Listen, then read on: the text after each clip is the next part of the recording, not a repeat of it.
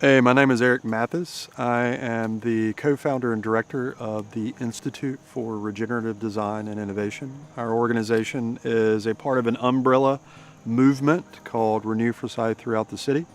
I want to welcome you to Winston-Salem, the city of arts and innovation. What I mean by that is we're going to take a journey of how we're building our city to begin developing a food innovation district. Winston-Salem has the largest urban integrated innovation district in the country, so we want to leverage that asset for combating poverty, health disparities throughout the city. So the way that we're doing that is we have four components, primary components of the food innovation district, which is first our food production hub, which is the Triad Farmers Network. All right, so my name is Aaron Sally, born and raised in Winston-Salem, North Carolina, co-owner of Granville District Farms, which is a farm, a small 2-acre farm that I started with two of my closest friends.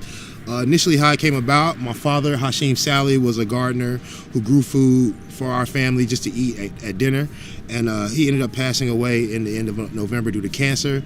So I was living in Georgia, moved here to North Carolina, and kind of took over his businesses. Granville Mobile Market, initially we wanted to buy from local gardeners to kind of encourage people to grow more, but then resell the food in the community. We wanted to take the model of the ice cream truck, which if you're from the community, you know the ice cream truck comes through the neighborhood during the summer, kids run out and they can purchase their favorite ice cream. We wanted to do the same thing, but instead of ice cream, we would be providing fresh fruits and vegetables to try and create healthier diets in our neighborhood. So the mobile truck, we're looking to expand on that now, and hopefully within a year from now, we'll have 2 to 3 trucks. We've been blessed to be able to use the Hope of Winston-Salem truck starting out. But as our initial phase is over with, we're looking to gain funding to get our own trucks and kind of expand our business. Where we're trying to create this green economy, which are green jobs. We're farmers, which some people consider, I guess, boots on the ground. We're in the community, we're growing in the dirt, we're actually harvesting the food and delivering it to the restaurants, and delivering it to the people.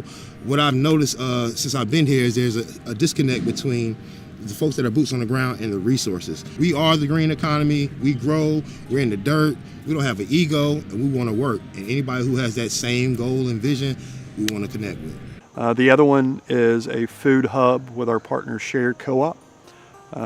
Their role is to primarily aggregate food and distribute that food through the entire regenerative agriculture supply chain. Good. Well, my name is Reverend Willard Bass. I'm the co-founder of the Shared Cooperative for Winston-Salem.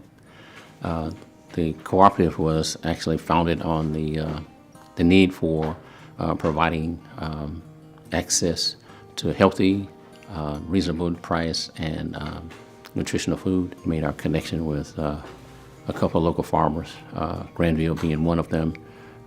We're committed to providing livable wage jobs, but also to provide opportunities for our black farmers to have a place where they can provide the food to our market. We also believe that a food network is necessary, and that we are glad to be a part of this network. New Forsyth is a vision, right? But within the vision, there is some context. And the context of the vision is the pieces, right? And New Forsyth then has the pieces that are identified, right? It has the greenhouse, it has the farmers network, right? It has the educational network, right? It has the food aggregation network, right? It has all of the components, if you will, right? And so then the work has to be around the sectors. And so New Forsyth is the same kind of thing. It has structure now, it's beginning to take structure. And so people will have to begin to live into those roles and further identify other resources and work as a team, collaboratively, to make sure things get done. And the final component, which is where I'm hanging my hat on, is the entrepreneurial hub, which is at the greenhouse.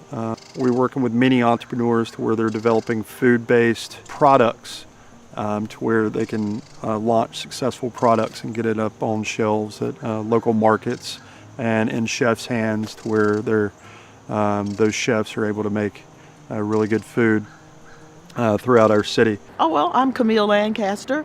I'm a co-owner of the greenhouse, and the greenhouse is a operation here in Winston-Salem, North Carolina. We have two things that we focus on really. We love plant-based items. We are a retail store, but we also grow entrepreneurs. And they've created these plant-based products, but they don't have any place to display the products or distribute the products. So that's where the greenhouse comes in. We offer them a way to bring their products to us. We help them with marketing, labels, anything that they need as far as to grow their business. Those things are important to me, to be able to have a say in how food is distributed right here in Winston-Salem, and to teach people how to eat from the earth. The greenhouse is the partner for the Food Innovation District. We're the hub. We're like the, I guess, kind of like the last stop. All of the pieces come together from the Farmers Network, Shared Co-op, the Happy Hill Gardens.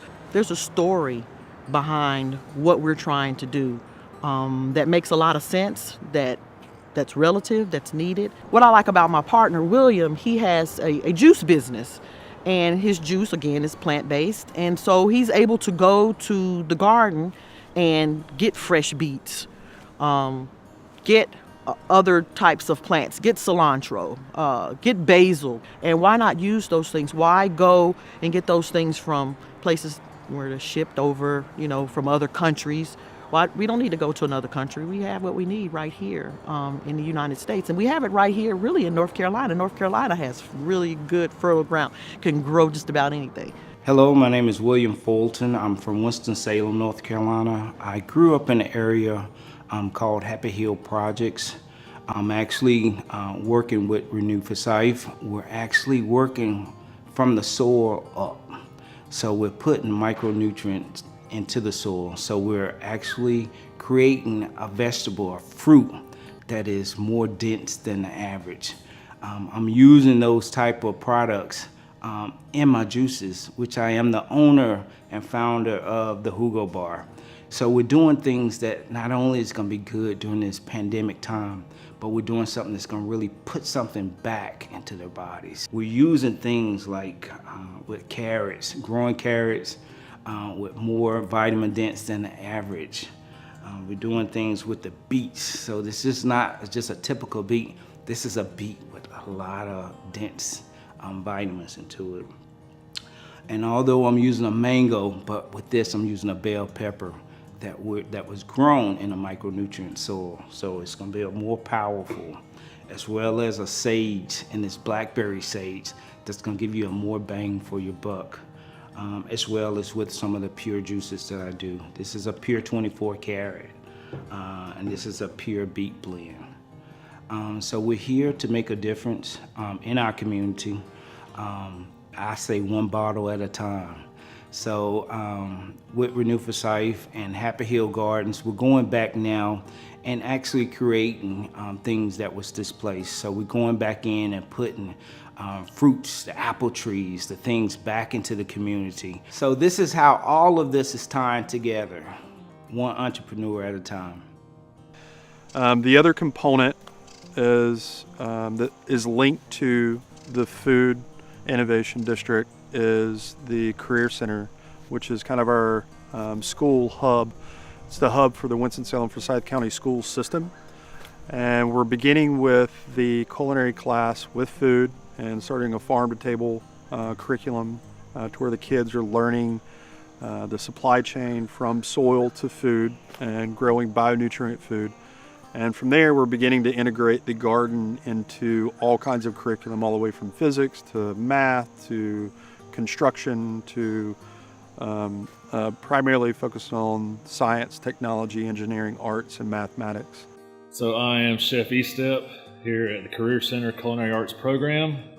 We offer a curriculum that's based on all basic cooking skills for the students. And then we've actually integrated now the agriculture side of growing food, nutrient side of growing food, food science. We have now a food lab that's connected onto our kitchen. And what we do is we have our garden out here at Career Center Kennedy campus. And what we do is we grow food and then we bring it into our labs. We can test it, we can test the nutrients on it, and then we can also make it to where we can cook food for the community. Not only is there this one community garden here at this campus, but there's multiple gardens across the city. So we're connected with the Triad Farmers Network, and that's where everybody has their community gardens, and then we all combine and come together. You know, we showed how the store to plate worked, where it's bionutrient food, and then you buy it and you eat it, you harvest it, you compost it, and then it goes back into the ground, and then it starts all over again. That I want students to be able to know that you can do this on your own, and they can actually go out and change the community, not just us. If you just take a look at what we're doing here in Winston-Salem, and you know the efforts that we're putting towards trying to make this a better place, everybody else should just jump on board.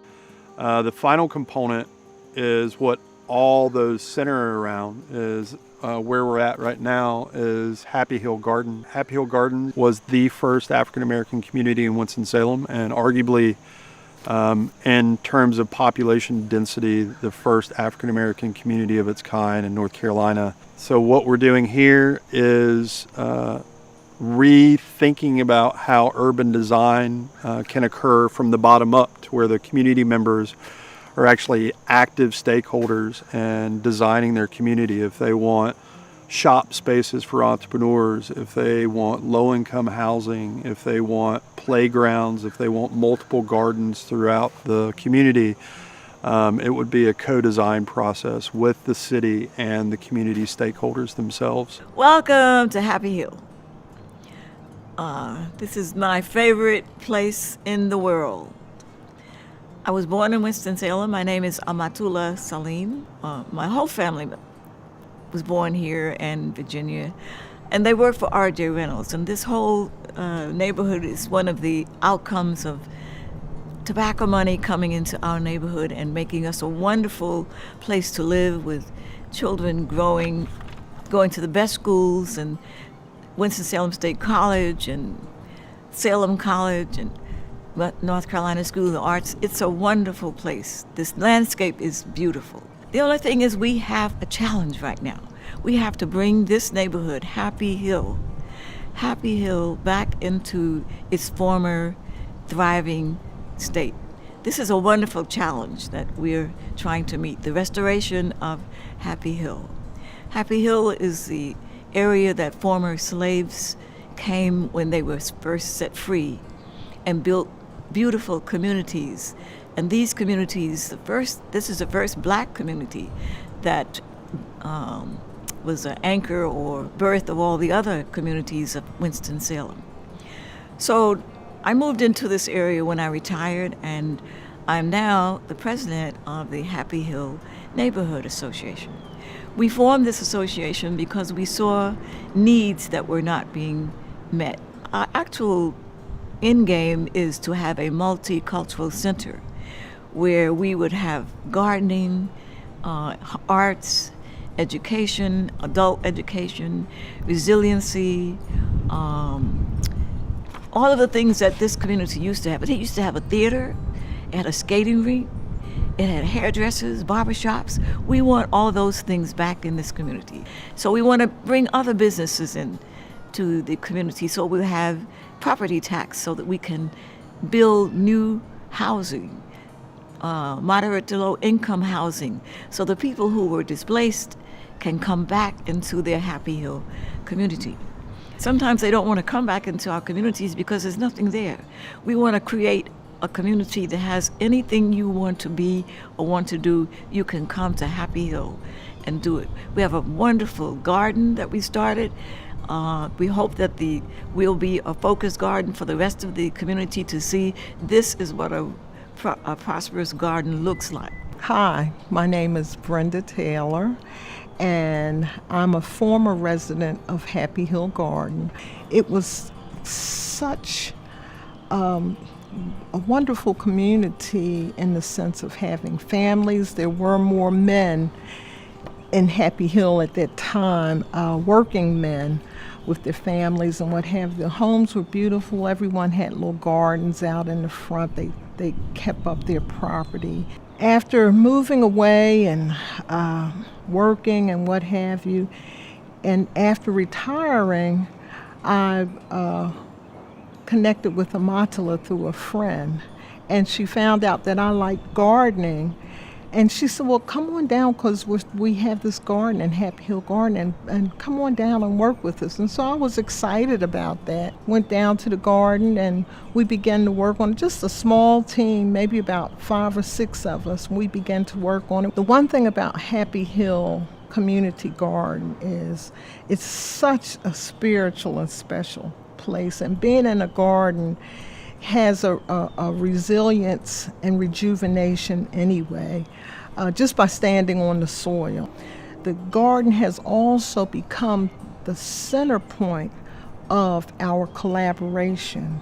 We are working with the entrepreneurs of where they have come down this summer and gotten some of our produce to make juices. We've worked with Granville Farms, and I can't say how much they have helped us greatly. I definitely think and feel that a garden pulls everything together and can make this space be what it once was, a productive community.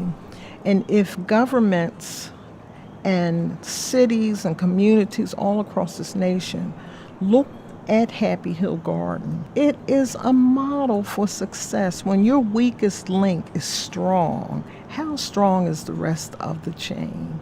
And what we hope to happen with Happy Hill is it would become a resilient community, and then we would be able to link our partnership with Project Reentry and form an incarceration to resilient community pipeline to reduce overall recidivism, creating a nice soft landing pad for folks that are either formerly homeless and getting housed, or folks that are formerly incarcerated and coming into a community. And what that looks like, if I live here in Happy Hill and many other neighbors that we've connected, that person, if they came and lived in this neighborhood, we would have very rich support networks that would support them. Project Reentry, it started in 2003 as a result of a training, and it was an action plan. And I was one of 5 people selected in the state of North Carolina to do this. So when I moved down here, all the former offenders, anybody with a criminal record would refer to me. No resources wanted to work with them because they felt they didn't know how. So they all came to me, and they were very ill-prepared. They thought I could just give them a job and I can give them all these things, and I couldn't. And I didn't understand where all that came from. And so I talked to some folks in the Department of Correction, which is the Department of Public Safety now, and asked, can we somehow communicate? Because I don't know who's coming to me, and they are expecting things that I cannot deliver. That's when we came up with the idea of building a bridge. And that bridge is our logo, and it is connecting the inside to the outside, but also the outside to the inside. And what I mean by that is we go into the prisons, we're there 1 day a week for an hour and a half, and we do a 16-week program of bringing in community resources and really doing a lot of cognitive behavioral work. We do a lot about attitude. We do a lot about accountability and just being real. And we're wanting to give them the real information, the true information that's out in this community, so they don't come out misguided. Well, good afternoon. My name is Michael Thomas of Project Reentry. I've been with Project Reentry now 16 and a half years. Nothing else I'd rather do. And the large part of the reasoning behind that is because I was incarcerated myself. But it didn't discourage me. I knew my opportunity was on the horizon, and lo and behold, I knocked on a door that afforded me an opportunity to become a receptionist. And little did I know at the time, I got hired by an organization who had never hired a convicted felon before. Lo and behold, that was very telling to me. And one thing led to another in that position, and I met the director and co-founder of Project Reentry at that time. So off I went to work for Dear Itachi and was about to get hired on there full time when Rebecca Sauter reached out to me and offered me 29 hours a week to come to work for Project Reentry, where I could work with the guys and the gals prior to their release and then have the opportunity to work with them as well once they reached the community, I was excited. I had to accept those 29 hours, hands down, turn down a full-time job, and I haven't looked back since. I've enjoyed this work because it's my passion. Project Reentry is such an organization that we want to embody the resiliency model. We want folks to be able to understand that they are not alone upon their release, that they are connected with not only Project Reentry post-release services, but that we're connected with other organizations that's tying in the ability to incorporate resiliency into moving forward in your life. You have neighbors that are also about the resiliency model. You have communities that are about the resiliency model. In other words, you do not have to do this alone. Hi, my name is Tamaya Falatogo, and I work with the Forsyth County Reentry Council in collaboration with Project Reentry, and also with Forsyth Probation. I've been here 3 years. I decided to do this work because I also am a former justice-involved individual, and so that's where my passion for this work comes from. I do know how it feels to get out and have limited resources or don't know about resources or just have no support system. So this is why I'm here. I think that this work, I can connect with my participants because I've been there before. Everything is not about addictions or domestic violence. A lot of people are in the game, aka the criminal system or criminal mindset, for money. So I know that a lot of people I work with, that is their motivation. And so I can understand that, and I can also relate to it and try to get them to see the long haul repercussions of that instead of the instant. I try to work with participants to think in a bigger scale and to see like, okay, you made all this money, but then when you get convicted and incarcerated, if you break it down in numbers, you really worked minimum wage. So I have to start talking like number wise to them and, you know, like the benefits of, yes, it might be whatever an hour versus what you used to make, but then here you get credit, you can get your own place, you can prove no one can take it from you, you can get taxes, you don't have to live paranoid all the time, wondering is this the day you're gonna open the door and it's the cop, or this day the cop's gonna kick your door in, you know, and you don't have to keep starting over and starting over and starting over. I try to get them to see like the skill sets that they have. They can be transferable into legal work. So if you're a drug dealer, you have sales, you have customer service, you know how to network. And so I try to like show them how that can be transferred over. Hello, my name is Tanya Foltz. I'm with Project Family. I started Project Family because of my own incarceration and what my children went through. Children should not have to experience the choices of their parents, the poor choices. I still deal with a lot of that sometimes. It's been a long road. I've been out 15 years now, but some of that trauma that I experienced still comes up every so often, so I have to really work through that. Project Reentry, because I've been here for 15 years, has really helped me heal as a person, and then Project Family has helped me heal as a mom because of so many things that I carried. The fault, the shame, not being there for my kids. Every poor choice I made was my fault. So having to work through all of that has been extremely challenging, but now I'm able to help other families that are going through the same things that I have, and to know that it's gonna be okay. We just have to focus on the kids and what is the best interest for those kids. Well, my name is Michael Hayes. I am the Executive Director of Umoja Health, Wellness, and Justice Collective, which is in Asheville, North Carolina. I am originally from Winston-Salem, but I moved to Asheville when I turned, I guess around 8 or 9 years old. Everything we do is wrapped around being trauma responsive and resiliency focused. I came up with Umoja a few years out of prison, started about 2 years ago. And I started it because I wanted people to get an understanding of what healing can look like. I just happened to go to a camp in Salisbury, and the nurse had 3 pieces of paper on her door that talked about trauma, and well, the last piece of paper talked about resiliency. And I was like, oh, trauma and resiliency, trauma and resiliency. So I'm asking everybody to send me stuff. And while I was in prison, I was asking my wife, like, send me whatever you can about trauma and resiliency. So I started learning, man, and it was, it changed my life. It saved my life. I got out in 2017. I got out 2017. And I started working for Green Opportunities.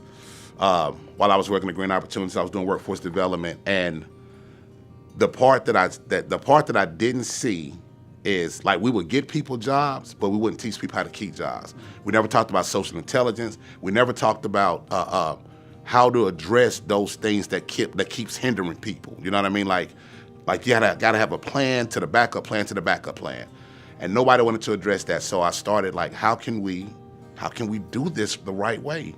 About 6 weeks into working at Green Opportunities, I got invited to what they call the ACE Collaborative in Buncombe County. I went to the ACE Collaborative, and I was, like, blown away because they were talking about the average childhood experience survey. But more than that, they was talking about what resilience looked like, the ability to bounce back from hard things, right? So I met my good friend Ann Dupree at the coalition, and she said, Michael, I would love for you to come take this training. It's called Resource for Resiliency, and the training is called Reconnect for Resilience. So I took the training, and it was man, it was an eye-opener for me. It was a game changer. It spoke to my spirit. So I took that course, and then another one came around. So I took the training again. I did that training 7 times. 7 times. After the 7th time, and I was, like, answering all the questions, I kept raising my hand. After the 7th time, Ann Dupree said, Michael, I would love for you to be a trainer because you have so many stories, and you get this and you share. So I became a trainer. I've been a trainer now for 2 years. I had the opportunity to train hundreds of people in resiliency tools with the Reconnect for Resiliency tool. The organization that I run is I actually run it because I'm a resiliency educator, and I saw how powerful it was for me. So I wanted to share it with everybody else. So to explain what Renew Forsyth is, one is a lot of the organizations throughout the city that are doing a lot of good work are typically working in silos. Some of the organizations have done a really good job in breaking down those silos and starting building collaboration. So following in their footsteps, a lot of the organizations we work with want to create an umbrella brand, Renew Forsyth, for describing the movement of renewal for our city. And if a lot of this is exciting to you in terms of, like, how all the moving pieces are coming together,